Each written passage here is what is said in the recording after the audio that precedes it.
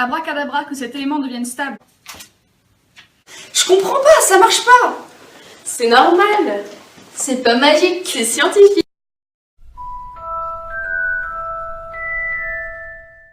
Attendez, pour vous expliquer, nous vous emmenons dans notre labo. Les éléments ne se contrôlent pas, ils deviennent stables eux-mêmes. Mais pourquoi? Les atomes sont comme vous sur votre balai, ils cherchent la stabilité. Ah, comment est-ce qu'ils font?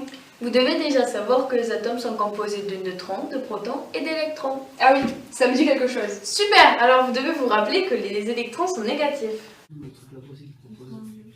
Et que les protons sont positifs.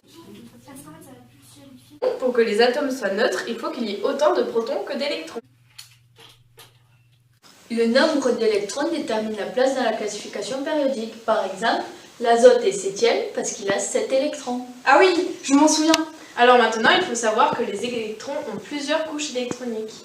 Pour qu'ils soient stables, il faut que les couches supérieures ainsi que les précédentes soient saturées. Ah ouais, un peu comme mon cerveau après 2 heures de maths quoi. Exactement. En tout cas, pour étudier le premier élément, il faut que les couches soient pleines. Il existe 3 couches électroniques que l'on appelle KLM. La couche K ne peut porter que 2 électrons. Les couches L et M peuvent en porter 8. Lorsqu'une couche est saturée, les électrons se mettent à remplir la suivante. 1, 2,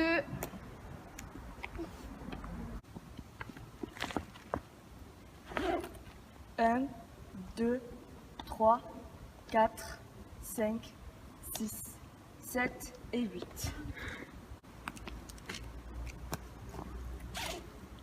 1, 2, 3, 4, 5, 6, 7, 8. Vous expliquez sacrément bien, dis donc. Je comprends tout. Mais ce n'est pas tout. Quand les éléments n'ont plus assez d'électrons pour remplir leur dernière couche, ils décident d'en ajouter ou d'en enlever. Ça dépend du nombre d'électrons qui les séparent de leur couche inférieure ou supérieure. Ils choisissent le chemin le moins long.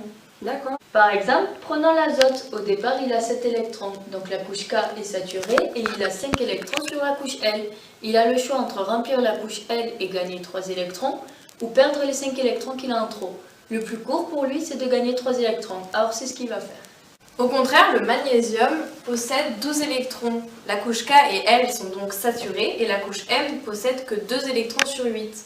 Perdre donc 2 électrons est plus rapide que d'en gagner 6. Il va donc perdre 2 électrons. Mais attendez, en fait j'ai un livre sur ça dans ma bibliothèque. Sérieusement? Alors, attendez. Il est écrit que lorsque les éléments perdent ou gagnent des électrons, ils deviennent des ions. Vous le saviez ça? Mais elle se moque de nous. Bien sûr qu'on le savait. Ça me désespère. Mais... Et il est dit aussi que, alors, s'ils ont gagné des électrons et en ont donc plus que de protons, ils sont chargés négativement et s'appellent anions.